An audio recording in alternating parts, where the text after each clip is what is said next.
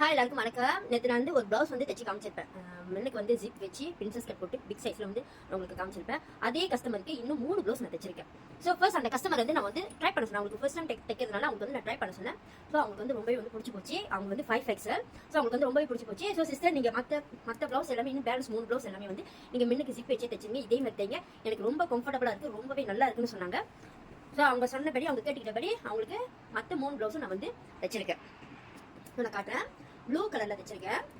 So பின்னாடி வந்து round neck, முன்னுக்கு வந்து round neck, princess cut 5 XL கொண்டு பிரின்சஸ் கட் வச்சு தைச்சா நல்லா இருக்குமா அப்படின்னு கேட்டிங்கன்னா நல்லா இருக்கும், ரொம்பவே வந்து நல்லா இருக்கும். இப்போ பார்த்தீங்கன்னா முன்னுக்கு வந்து ஜிப்பு ஓப்பன் பண்ணிட்டு போட்டுக்கிறவங்க.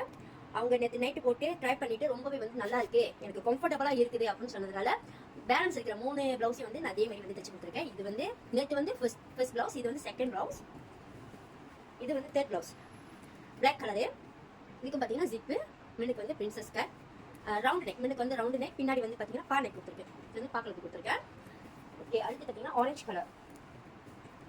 கலருக்கும் முன்னுக்கு வந்து ரவுண்டு நெக், ஜிப் வச்சு பிரின்சஸ் கட் வச்சு பின்னாடி வந்து பா நெக். 2 ப்ளவுஸ்க்கு வந்து பா நெக் கேட்டிருந்தாங்க, 2 ப்ளவுஸ்க்கு வந்து ரவுண்டு நெக் கேட்டிருந்தாங்க. ஸோ இது வந்து ரொம்பவே வந்து கம்ஃபர்டபுளாக இருக்குது அவங்களுக்கு. ஸோ அவங்க என்னோட சைஸ், என்னை விட பெரிய சைஸ் அவங்க.